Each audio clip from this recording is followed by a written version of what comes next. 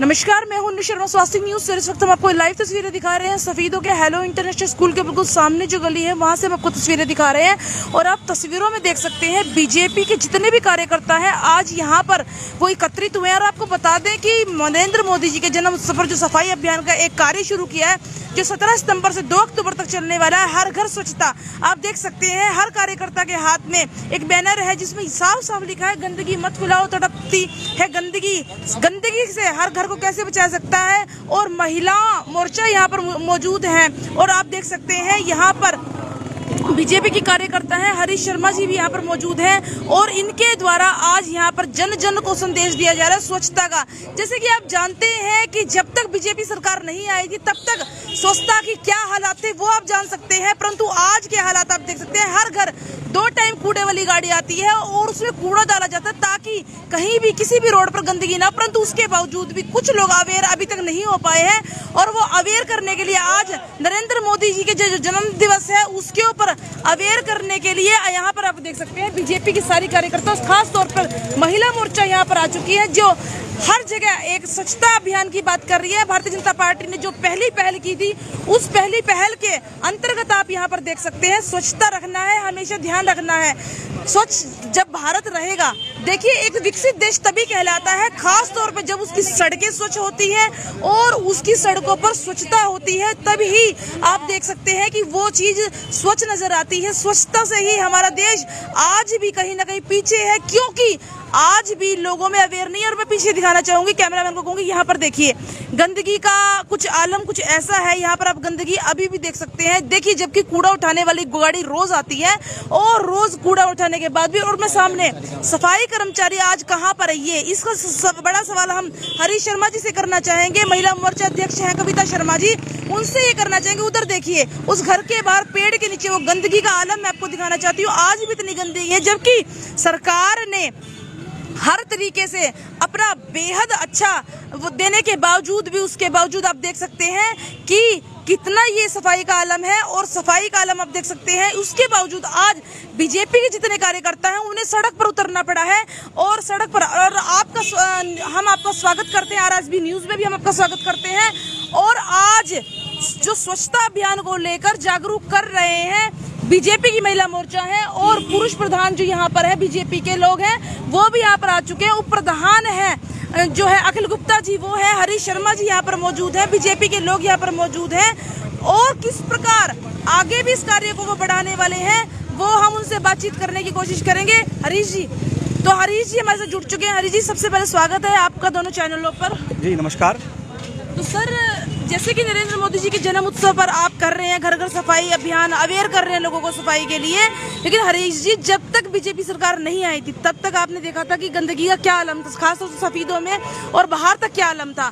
अब आप देखिए सफाई का बहुत अच्छा सिस्टम बन चुका है, गाड़ियां भी आती है, परंतु उसके बावजूद भी हरीश जी हमने देखा कि गंदगी बहुत है। उस बारे में आप क्या कहना चाहेंगे? देखिए, स्वच्छता हमारे जीवन का एक अभिन्न अंग है।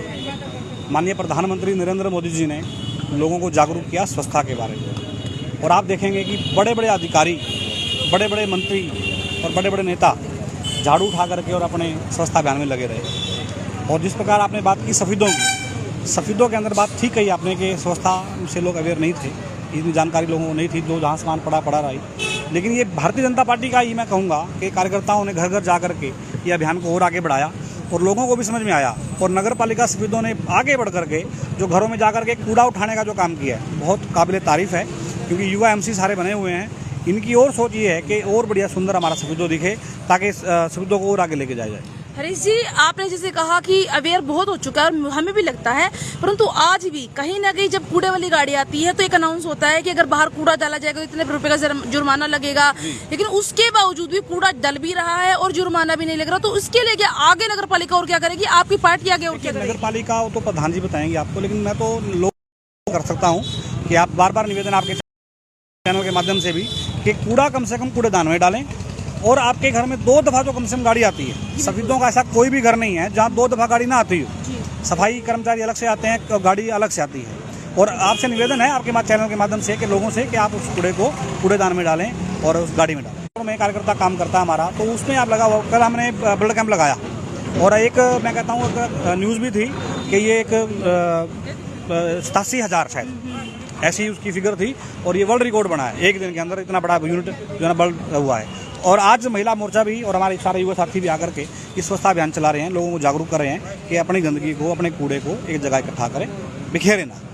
जी सर आप एक सोचे नेता जी जो कूड़े वाले हैं वो टाइम पे नहीं पहुंच रहे वार्डों में, और सफाई कर्मचारी भी सड़कों पे नहीं कर रहे हैं सफाई, उसके बारे में आप नहीं, अगर आपको ऐसी कोई शिकायत लगता है तो वो आप नगर पालिका प्रधान से कह सकते हैं, लेकिन मुझे नहीं लगता, क्योंकि मेरा घर गुरुद्वारा गली में है और वहाँ ठीक समय पे कस्बे गाड़ी आती है 8 बजे, और दिन में लगातार 2 बार उसकी सफाई भी होती है और रात को भी सफाई होती है, क्योंकि रेलवे रोड से लगा हुआ मेरी कॉलोनी है। सर 3-4 दिन के बाद आता है, कहते हैं मेरी तेल नहीं मिला, मैं ये नहीं मिला। वार्ड नंबर 2 की बात कर रहे हैं, चलो मैं उसकी संज्ञान ले लूँगा उसका, मैं क्यों नहीं पहुँचा वो साथी वहाँ पे, आपके इसका संज्ञान जरूर लूँगा मैं। जी थैंक यू। सर आप यहाँ पर एकत्रित हुए तो कैसा लग रहा है, मतलब अच्छा लग रहा है, इतनी गर्मी है और आप लोगों को अवेयर कर रहे हैं, तो आपको क्या लगता है कि ये अवेयरनेस कहीं ना कहीं आगे पहुँच पाएगी? हाँ, ये बिल्कुल पहुंच पाएगी। हमारे नगर पालिका प्रधान, हमारे भारतीय जनता पार्टी के नेता मंडल अध्यक्ष जी, हमारे नगर पालिका के वाइस चेयरमैन हमारे अखिल गुप्ता जी यहाँ आए हुए हैं और ये अपनी तरफ से पूरा ही कोशिश कर रहे हैं। और हम भी पार्टी के कार्यकर्ता भी पूरा शहरवासियों को यही संदेश देना चाहते हैं कि जो आपके घर में डस्टबिन है उसी के अंदर थोड़ा गंद इकट्ठा करें, और जो गाड़ी नगर पालिका की आती है 2 टाइम आती है उसके अंदर गंदगी को डालें और अपने शहर को साफ सुथरा और सुंदर बनाएं। कविता मैम, सबसे पहले आपका तीनों चैनलों पे बहुत बहुत स्वागत है मैम। आपका बहुत बहुत धन्यवाद। तो मैम आप आज महिला मोर्चा भी और बीजेपी के जितने कार्यकर्ता हैं सफाई को लेकर लोगों को अवेयर कर रहे हैं, स्वच्छता अभियान को लेकर अवेयर कर रहे हैं, लेकिन आपको लगता है मैम आज भी सफाई अभियान की कोई कमी नहीं है? लेकिन अभी भी हमने सुषमा जी का एक प्रश्न था कि वार्ड नंबर 2 में कुछ कर्मचारी नहीं आ रहे, तो उस बारे में आप क्या कहना चाहेंगे? सबसे पहले तो मैं आज के कार्यक्रम की छोटी सी एक रूपरेखा बताती हूँ कि आज का जो कार्यक्रम है खास तौर पे माननीय प्रधानमंत्री नरेंद्र मोदी जी के जन्म दिवस के अवसर पर जो हम भारतीय जनता पार्टी के कार्यकर्ता एक सेवा पखवाड़ा कार्यक्रम मना रहे हैं, और हमारे जिला के अध्यक्ष राजकुमार मौर्य जी के नेतृत्व में पूरे 15 दिन का कार्यक्रम हमारा चल रहा है। उसके संदर्भ में 19 और 20 का दिन स्वच्छता अभियान कार्यक्रम के रूप में हम ले रहे हैं, जिसमें हमारी जो ड्यूटी है मेन वो है कि हम लोगों को ये अपील करें, उनको बताएं कि स्वच्छता हमारे लिए बहुत ज़रूरी है, क्योंकि मोदी जी एक ऐसे प्रधानमंत्री हैं जिन्होंने छोटी छोटी बातों को समझा, गुना और हम लोगों तक पहुंचाया, और इसका बहुत फ़र्क भी देखने को मिलता है जैसा कि आप कह रहे हैं। और जैसे आपको पता है कि जब 150 साल पूरे हो रहे थे महात्मा गांधी जी का वो मनाया था हमने स्वच्छता का, तब से ये कार्यक्रम मतलब हमारा चल रहा है।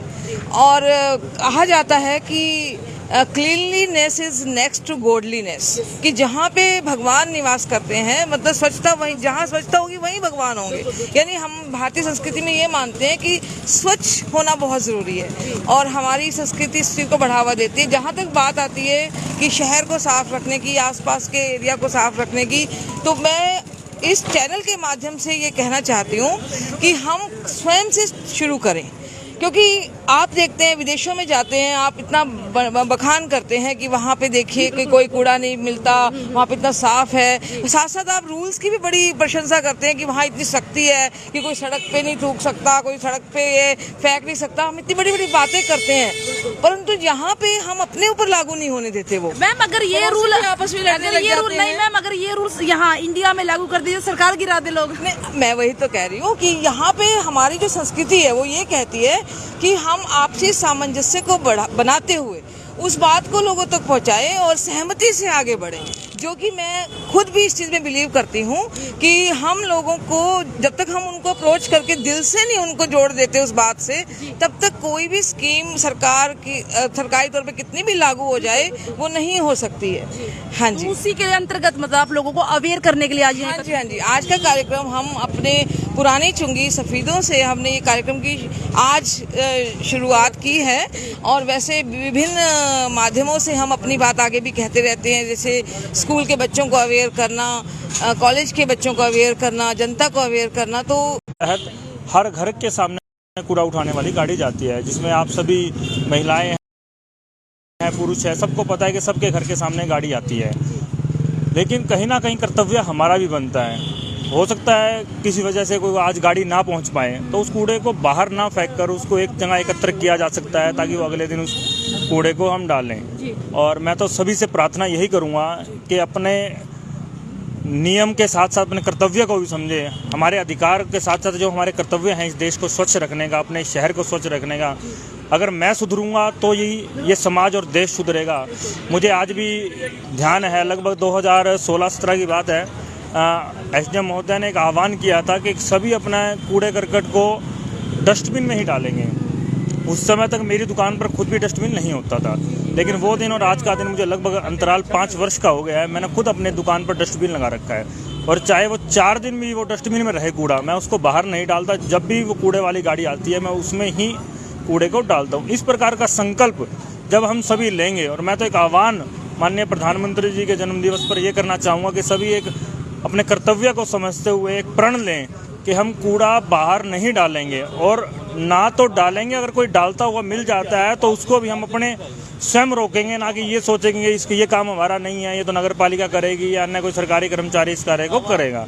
हमें स्वयं इस कार्य को समझना होगा कि शहर को स्वच्छ रखना हमारा कर्तव्य है और दूसरा भी इसे गंदा ना करे, ये भी हमारा कर्तव्य है। जैसे आपने कहा कि लोगों को भी अवेयर होना पड़ेगा, अपनी जिम्मेवारी समझनी पड़ेगी, परंतु कुछ वार्ड आज भी है, जैसे ये सुषमा जी ने कहा था कि वार्ड नंबर 2 में गाड़ी वाला 3 से 4 दिन बाद आता है, ऐसे कुछ है थोड़ी सी लापरवाही कर रहे हैं, तो उसके ऊपर अब नगर पालिका के उप प्रधान है, अनीता जी प्रधान है, तो अब ऐसे लोग जो कहीं ना कहीं फिर भी सफाई को लेकर लापरवाही कर रहे हैं, तो उनके ऊपर आपका कैसा शिकंजा रहेगा? देखिए, अगर जिस प्रकार से शिकायत आई है कि वार्ड नंबर 2 में 3 से 4 दिन में कूड़े वाला आता है, तो आज ही मैं बात करूंगा इस विषय पर कि कौन सा कूड़े वाले की ट्राली वहाँ लगी हुई है और किस वजह से वो नहीं जा पा रहा है। हमारे पास लगभग अभी 4 कूड़ा उठाने वाले साधन हैं, जिनके पास लगभग 4 वार्ड एक कूड़ा उठाने वाले के पास मिलते हैं। एक शिकायत हमारे पास लगभग ये तो आती है कि कूड़ा उठाने वाला दोपहर के बाद पहुंचता है, लेकिन वो मजबूरी होती है कि किसी वार्ड में वो सुबह जाता है, किसी वार्ड में दोपहर जाता है। उसका भी हमने एक सोल्यूशन निकाला था, किसी एक वार्ड में जो कूड़ा उठाने वाला सुबह जाता है,